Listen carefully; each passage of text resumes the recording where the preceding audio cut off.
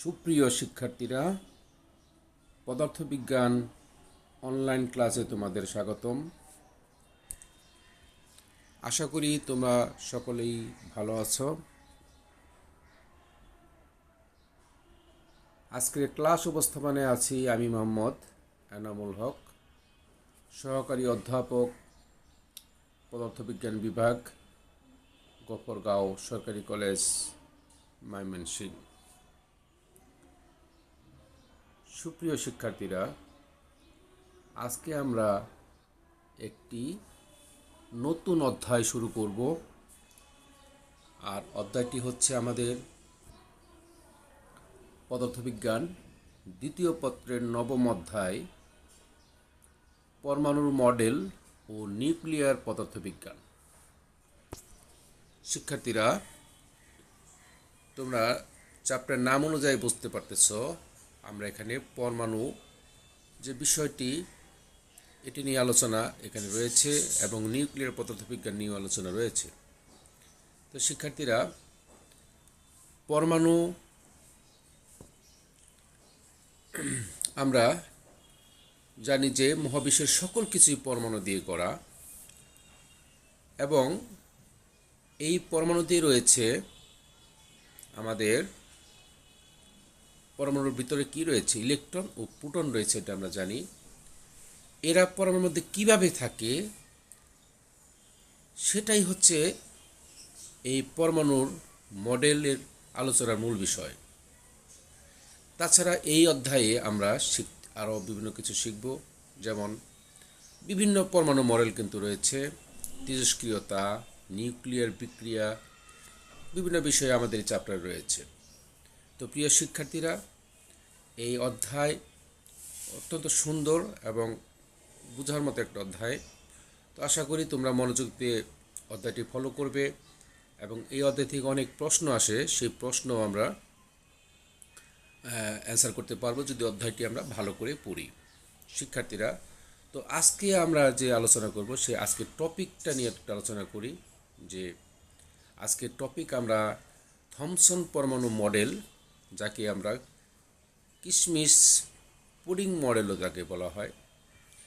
আজকে আলোচনা করব রাদারফোর্ড পরমাণু মডেল, যেটাকে সৌর মডেল নামেও পরিচিত, এবং বোরের পরমাণু মডেল বা কোয়ান্টাম মডেল নামেও পরিচিত।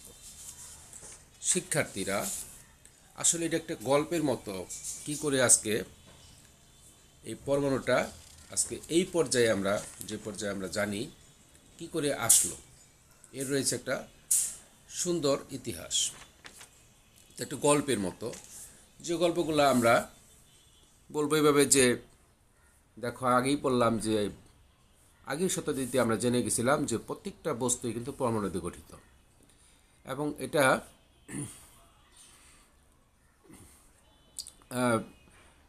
প্রমাণ পাওয়া গেছিল কখন, এটা যখন ক্যাথোড রেশিও ফটোইলেকট্রিক ক্রিয়া নিয়ে পরীক্ষা নিরীক্ষা করার সময় এটা কিন্তু এটা বোঝা গেছিল। এবং সেক্ষেত্রে তোমরা জানো যে পরমাণুর ভিতরে যে ইলেকট্রন রয়েছে সেটা কিন্তু ঋণাত্মক আধানযুক্ত কণিকা, কিন্তু প্রকৃতপক্ষে পরমাণু কিন্তু হচ্ছে কি একটা সর্বসময়িতভাবে একটি নিরপেক্ষ কণিকা। সুতরাং এটি ধারণা করা স্বাভাবিক ছিল যে পরমাণুতে অবশ্যই ঋণাত্মক আধানের সমপরিমাণ ধনাত্মক আধান রয়েছে।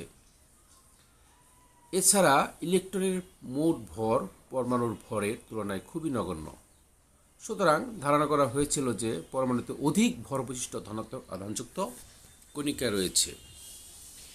এই ধারণার প্রেক্ষাপটে কিন্তু সর্বপ্রথম বিজ্ঞানী জে থমসন পরমাণুর গড়নের একটি মডেল প্রস্তাব করেন। আর এই মডেলটি দেখো আমার 1 নম্বর টপিকটা, থমসন পরমাণু মডেল বা কিশমিশ পুডিং মডেল নামে পরিচিত। কেন এরকম নামকরণ করা হয়েছিল সেটা আমরা এখন বলবো। আমি এখন ওই থমসন পরমাণু মডেলের উপর সংক্ষিপ্ত 2-4টি কথা বলবো, বেশি বলবো না। 1898 সালে বিজ্ঞানী যে থমসন যে কিশমিশ পুডিং মডেল প্রস্তাব করেন, তাতে তিনি বলেন পুডিংয়ের ভিতর কিশমিশ যেমন বিক্ষিপ্তভাবে ছড়িয়ে থাকে। তোমরা তো সবাই পুডিং খেয়েছো, পুডিংয়ের মধ্যে কী থাকে, কিশমিশ থাকে, অনেক ক্ষেত্রে থাকে। এই কিশমিশগুলো কীভাবে এলোমেলো জায়গায় জায়গায় ছড়ানো ছিটানো থাকে। ঠিক তেমনি পরমাণুতে নিরবিচ্ছিন্নভাবে বণ্টিত ধনাত্মক আধানের মধ্যে ইলেকট্রন ছড়িয়ে রয়েছে। অথবা আরেকভাবে বলা হয়েছে যে, মনে করো তরমুজ, আমরা সবাই তরমুজ খাই, আমরা জানি তরমুজ কাটলে কি তরমুজের ভিতরে রসালো অংশ থাকে এবং মাঝে মাঝে কি তরমুজের যে বিচিগুলো থাকে সেগুলো কিন্তু নানা জায়গায় ছড়িয়ে থাকে। ঠিক তেমনি উনি ধারণা করেছিলেন যে ইলেকট্রনগুলোর মধ্যে তড়িৎ মিথস্ক্রিয়ার দরুন কি হয়, এর ভিতরে এইভাবে ছড়িয়ে আছে। কিন্তু পরবর্তীতে এই থমসন পরমাণু মডেল কারোর কাছে গ্রহণযোগ্যতা পায়নি। পরবর্তীতে এটি কিন্তু এখান থেকে তারা বিজ্ঞানীরা অন্য কোনো পথে হাঁটা শুরু করলেন, অন্য কিছু ভাবা শুরু করলেন। সেখান থেকেই ভাবতে ভাবতে যে যাকে আমরা বলি যে পরমাণুর মূল যে বক্তা, সেটা হচ্ছে রাদারফোর্ড, বিজ্ঞানী রাদারফোর্ড। উনি সর্বপ্রথম এই একটা পরিষ্কার ধারণা পরমাণু সম্পর্কে দেন, যেটি নিয়ে আমরা এখন রাদারফোর্ড পরমাণু মডেল নিয়ে আলোচনা করব, যেটাকে পরবর্তী সৌর মডেল নামে পরিচিত লাভ করেছিল। প্রিয় শিক্ষার্থীরা, তাহলে এই পর্যায়ে আমরা এখন রাদারফোর্ড 1911 সালের দিকে সর্বপ্রথম এই আলফা কণা পরীক্ষা, বিক্ষেপণ পরীক্ষা সম্পাদন করেন। আলফা কণা হলো তেজস্ক্রিয় বিকিরণে নির্গত ধনাত্মক আধানযুক্ত কণিকা। তোমরা সবাই জানো আলফা কণা হচ্ছে ধনাত্মক আধানযুক্ত কণিকা। তো রাদারফোর্ডের নির্দেশে তোমরা একটা ছবি দেখতে পাচ্ছ যে রাদারফোর্ডের নির্দেশে তার দুজন সহকর্মী গাইগার ও মার্সডেন এই পরীক্ষাটি করেছিলেন। এটি একটি তেজস্ক্রিয় উৎস থেকে নির্গত আলফা কণা দিয়ে ভারী ধাতুর, যেমন স্বর্ণ, গোল্ড ফয়েল, তোমরা ছবিতে দেখতে পাচ্ছ গোল্ড ফয়েল, যেমন স্বর্ণ, এটাকে ভারী ধাতুরকে অত্যন্ত পাতলা পাতকে আঘাত করা হয়েছিল, একটা পাতলা পাতকে আঘাত করা হয়েছিল। পরীক্ষায় যে স্বর্ণের পাত ব্যবহার করা হয়েছিল তার পুরুত্ব ছিল মাত্র 6 × 10⁻⁷ মিটার। স্বর্ণপাতের অপর দিকে রাখা হয়েছিল একটি চলনশীল জিঙ্ক সালফাইড পর্দা। আলফা কণা যখন এই পর্দায় এসে পড়ল তখন আলোক প্রভা দেখা যেত। পরীক্ষায় দেখা গেছে প্রায় 99% আলফা কণায় স্বর্ণপাত ভেদ করে সোজাসুজি চলে যায়। কিন্তু তোমরা দেখতে পাচ্ছ যে একটা ইয়ে থেকে রে আসতেছে, আলফা কণা আসতেছে, একটা ইয়েলো কালার দেখতেছো। এটা কি ইয়েলো কালারটা হচ্ছে কি আমাদের এখানে গোল্ড ফয়েল, এটাকে ভেদ করে কত পার্সেন্ট যেতে পারে, 90% আলফা কণায় স্বর্ণপাত ভেদ করে সোজাসুজি চলে যায়। এবং দেখতে পাচ্ছ যে ইয়েলো কালারটা পার হয়ে যাওয়ার পরে জিঙ্ক সালফাইড নামক যে পর্দাটি থাকে সেটাকে আলোকিত করে। মাত্র কয়েকটা আলফা কণা তাদের পথ থেকে বেঁকে যায়। দেখো কিছু আলফা কণা, some alpha particles are deflected by small angles লেখা আছে, তুমি ছবিটা ভালো করে খেয়াল করো। এবং খুব কম সংখ্যক আলফা কণা, প্রায় 20,000-এর মধ্যে একটি সোজা বিপরীত দিকে ফিরে আসে। তুমি দেখতে পাচ্ছ এই যে একদম বিপরীত দিকে চলে আসছে একটা আলোচনাতে। Occasionally an alpha particle travels back from the foil. তুমি দেখতে পাচ্ছ তো 3 ধরনের ঘটনা ঘটলো, একটা সোজা চলে গেল, একটা আরেকটা অ্যাঙ্গেল হয়ে গেল, একটা এবং অনেক বেঁকে চলে আসলো। তো এই হচ্ছে তোমরা ছোটো দেখতে পাচ্ছ যে রাদারফোর্ড অ্যাটমিক মডেল 1911 কীভাবে আলফা কণাকে বাধা পেয়ে একটা সোজাসুজি চলে গেছে, একটা সামান্য অ্যাঙ্গেল করে চলে গেছে, এ বিটা সামান্য অ্যাঙ্গেল এবং সি প্রাইম যেটা এটা হচ্ছে অনেক বেশি প্রায় বিপরীত দিকে চলে আসছে। তো এখান থেকে রাদারফোর্ড, আচ্ছা বিজ্ঞানী রাদারফোর্ডের আমরা একটু তার ছবিটা দেখি, ইয়ং বয়সে রাদারফোর্ড আমরা ছবি দেখতে পাচ্ছ। আর দেখেন এই যে বিজ্ঞানী রাদারফোর্ডের ছবি, যে উনি প্রথম এই পরমাণু সম্পর্কে পরিষ্কার ধারণা আমাদের উপস্থাপন করেছিলেন। তো আলফা কণার যে পরমাণু মডেলটা আমরা দেখলাম সেখান থেকে আমরা কয়েকটা সিদ্ধান্তে আসতে পারি। কয়েকটা পরীক্ষা থেকে রাদারফোর্ড কয়েকটি সিদ্ধান্ত গ্রহণ করেন। সিদ্ধান্তগুলো খুবই গুরুত্বপূর্ণ। এক নম্বর হচ্ছে যে নিশ্চয়ই ওই যে এর কেন্দ্র যেটা, এই কেন্দ্রটা হচ্ছে আমি 1 নাম্বার দিয়ে এখানে দেখাচ্ছি যে এখানে কেন্দ্রটা খুবই ভারী, যেটা কিনা পজিটিভ কেন্দ্রটা, এবং সেটা হচ্ছে নিউক্লিয়াস। এই নিউক্লিয়াসের আয়তন পরমাণু আয়তন তুলনার থেকে অনেক নগণ্য। সকল ভর কি পজিটিভ এবং সব প্রায় অধিকাংশ ভরই কি নিউক্লিয়াসে পুঞ্জীভূত রয়েছে। 2 নম্বরে একটা সিদ্ধান্ত আসা যায়, সেটা হচ্ছে যে পরমাণু অবশ্যই তড়িৎ নিরপেক্ষ। পরমাণুটা কি তড়িৎ নিরপেক্ষ, হ্যাঁ, অর্থাৎ সামগ্রিক নেট চার্জ 0। পরমাণু নিউক্লিয়াসে ধনাত্মক চার্জের সমান এবং হচ্ছে কি ইলেকট্রন নিউক্লিয়াসের বাইরে অবস্থান করে, এবং ইলেকট্রনগুলো কি নিউক্লিয়াসের বাইরে অবস্থান করে। এবং তিনি 3 নম্বর কী করেছেন, উনি এই পুরা পরমাণুটাকে একটা সৌরজগতের সাথে তুলনা করেছেন। সৌরজগতের সাথে তুলনা করেছেন কেন? কারণ উনি বলেছেন যে পরমাণুর কেন্দ্রস্থলে একটি ধনাত্মক আধানযুক্ত ভারী বস্তু রয়েছে। যেমন করে তুমি সৌরজগৎটাকে কীরকম, যে সেন্টারে কি সূর্য আছে, চারপাশে কি গ্রহগুলা ঘুরছে, ঠিক তেমনি সেন্টারটাকে সূর্য যেটা ওটা হচ্ছে নিউক্লিয়াস, আর চারপাশে যে ঘুরছে গ্রহগুলাকে উনি ইলেকট্রনের সাথে তুলনা করেছেন। অর্থাৎ এই ভারী বস্তুকে নিউক্লিয়াস বলা হয় যে সেন্টারে, আর পরমাণুর মোট আয়তের তুলনায় নিউক্লিয়াসের আয়তন অতিশয় নগণ্য। নিউক্লিয়াসের সমস্ত পরমাণুর সমস্ত ধনাত্মক আধান এবং প্রায় সমস্ত ভর কেন্দ্রীভূত, আর পরমাণু হচ্ছে তড়িৎ নিরপেক্ষ। অতএব নিউক্লিয়াসের ধনাত্মক আধানের সমান সংখ্যক ঋণাত্মক আধানযুক্ত ইলেকট্রন পরমাণু নিউক্লিয়াসকে ঘিরে থাকে। যেহেতু সৌরজগতে সূর্যের চারদিকে ঘূর্ণায়মান গ্রহসমূহের মতো পরমাণু ইলেকট্রনগুলো এর কেন্দ্রে থাকা নিউক্লিয়াসের চারদিকে অবিরত ঘুরছে, সেজন্য নিউক্লিয়াস ও ইলেকট্রনের মধ্যে বিদ্যমান স্থির তড়িৎ আকর্ষণ বল এক্ষেত্রে কেন্দ্রমুখী বল হিসেবে কাজ করছে। শিক্ষার্থীরা, এখানে যেটা আমি বলবো সেটা হচ্ছে ইম্পর্টেন্ট কথা।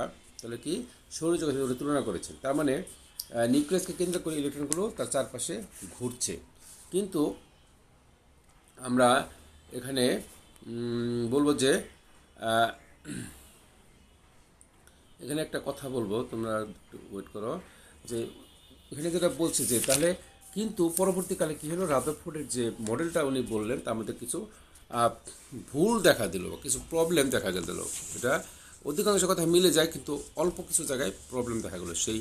এটাকে বলা হয় রাদারফোর্ড মডেলের সীমাবদ্ধতা। সেটা একটু তোমরা শোনো, যে ছবিটা আমি দিয়েছি, যে রাদারফোর্ডের পরমাণু মডেলে আলফা কণা বিক্ষেপণ পরীক্ষার ফলাফলের সাথে সঙ্গতিপূর্ণ হলেও তাত্ত্বিক দিক দিয়ে মডেলটি যথেষ্ট বিরোধের সম্মুখীন হয়। এই মডেলের যখন বিষয়ে কী সমস্যা হলো, যে আমরা জানি যে ম্যাক্সওয়েলের তত্ত্ব অনুসারে কোনো আধানযুক্ত বস্তু বা কণা বৃত্তাকার পথে যখন ঘুরে তা ক্রমাগত শক্তি বিকিরণ করবে এবং তার গতিপথের ব্যাসার্ধ ধীরে ধীরে কমতে থাকবে, এবং ঋণাত্মক আধানযুক্ত ইলেকট্রন সমূহ ক্রমাগত শক্তি হারিয়ে নিউক্লিয়াসে পতিত হবে। তুমি দেখতে পাচ্ছ যে একটা সার্কেল ঘুরতে ঘুরতে ঘুরতে ঘুরতে কী হচ্ছে, নিউক্লিয়াসে এসে পড়বে। কারণ হচ্ছে যে কি, যে আমাদের কেন্দ্র যে মুখী বল সেটা কিন্তু কিন্তু বিমুখী বলতে যে থাকার কথা সেটা কিন্তু থাকতে পারছে না, কারণ সে অবিরত শক্তি বিকিরণ করতেছে। ফলে কি হবে, এই জায়গাটা উনি ভুল করলেন। পরবর্তীকালে কি হলো, যে এটা আর টিকলো না। পরবর্তীকালে বিজ্ঞানী বোর এই তথ্য সংশোধন করলেন। ইন্টারেস্টিং ব্যাপার, যে বিজ্ঞানী বোর যখন কী করলেন, যে রাদারফোর্ডের যে মডেলের সীমাবদ্ধতা উনি করলেন, সেই অতিক্রম করার জন্য রাদারফোর্ডের পরীক্ষালব্ধ ফলাফলের সাথে প্ল্যাঙ্কের কোয়ান্টাম তত্ত্ব সমন্বয় করে 1913 সালে ডেনমার্কের পদার্থবিজ্ঞানী নিলস বোর পরমাণু গঠন সামগ্রীর নতুন মডেল উপস্থাপন করেন। সেটাকে দেখো, উনি 3টি প্রস্তাব রাখেন। তোমার ছবিতে দেখতে পাচ্ছি 3টি প্রস্তাব।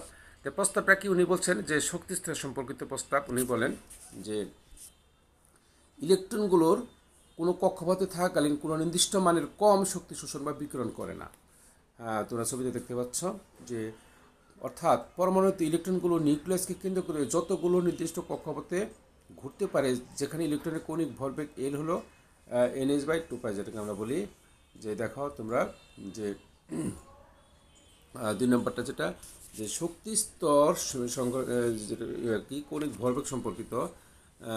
তো এখানে যে পরমাণুতে ইলেকট্রনগুলো নিউক্লিয়াসকে কেন্দ্র করে কতগুলো নির্দিষ্ট কক্ষপথে ঘুরতে পারে, যেখানে ইলেকট্রনের কৌণিক ভরবেগ L হলো কোনো পূর্ণ সংখ্যা N এবং H/2π এর গুণফলের সমান। তোমরা গাণিতিক প্রকাশে দেখতে পাচ্ছ L = mvr এবং সমান কি NH/2π। এখানে কি তোমরা জানি যে m, এখানে যেটা দেওয়া হয়েছে mটা হচ্ছে ইলেকট্রনের ভর, যার আমরা মানও জানি 9.1 × 10⁻³ কেজি। তারপর কি ভিটা কি যে কক্ষপথে ঘুরে সে কক্ষপথের নম্বর হচ্ছে স্মল এন, অর্থাৎ কক্ষপথে ঘুরে সে কক্ষপথের নম্বর, মানে কক্ষপথ নাম্বার 1 2 3, এটা হচ্ছে এন এর মান। আর হচ্ছে কক্ষপথের ব্যাসার্ধ, আর ভি হচ্ছে কক্ষপথের ইলেকট্রনের বেগ, আর কি আর এইচ হচ্ছে আমাদের প্লাঙ্কের ধ্রুবক, যার মান আমরা জানি 6.62 × 10⁻34 কেজি। এখন এই হচ্ছে আমাদের ভরের। আরেকটা হচ্ছে কি কণিক ভরবেগেরটা তো আমি বললাম।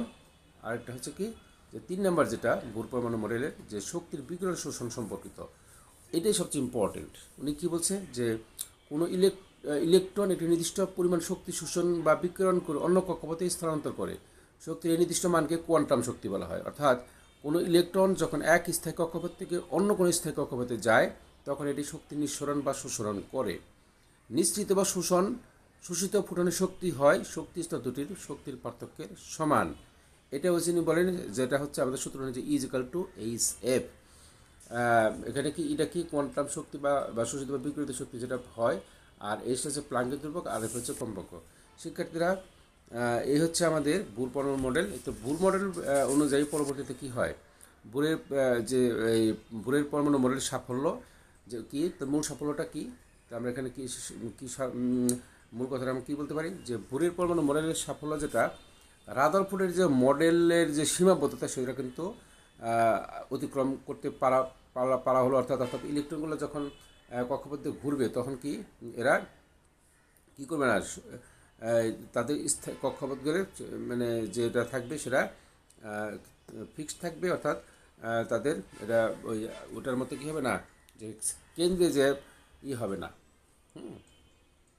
শক্তি হারে নিউক্লিয়াসে পতিত হবে না। এটা নির্দিষ্ট কক্ষপথ অনুযায়ী, অনুমোদিত কক্ষপথ অনুযায়ী এই ইলেকট্রনগুলো নিউক্লিয়াসকে কেন্দ্র করে ঘুরবে। তো এরকম গুরুত্বপূর্ণ একটা পর্ব শেষ হয়ে গেল। অর্থাৎ এভাবে বুরের পরমাণু মডেলের মাধ্যমে পরমাণুর যে এটা একটা সফলতা লাভ করলে একটা সঠিক একটা তত্ত্ব বিজ্ঞানীরা দিতে সক্ষম হলেন। তো এই পরবর্তীকালে বুরের মডেল অনুসারে হাইড্রোজেন পরমাণুর ব্যাসার্ধ শক্তির রাশিমালা নির্ণয় করা হয়। তো সেই শক্তির রাশিমালা আছে, সেই শক্তির রাশিমালা তোমরা বাসায় পড়ে নিবে। তো শিক্ষার্থীরা, তোমাদের সামনে যেহেতু পরীক্ষা রয়েছে, তো তোমরা তোমাদের সিলেবাস অনুযায়ী পড়াশোনা করে আমাদের টেস্ট পরীক্ষা ভালো করে চেষ্টা করো। তো এর পরবর্তীকালে আমরা পরবর্তী ক্লাসে আমরা এটার যে আরও গুরুত্বপূর্ণ কিছু রয়েছে এগুলো আমরা আলোচনা করব। তো শিক্ষার্থীরা, সবাইকে ধন্যবাদ জানিয়ে আজকের মতে আমাদের ক্লাসটা এখানে শেষ করছি। আল্লাহ হাফেজ।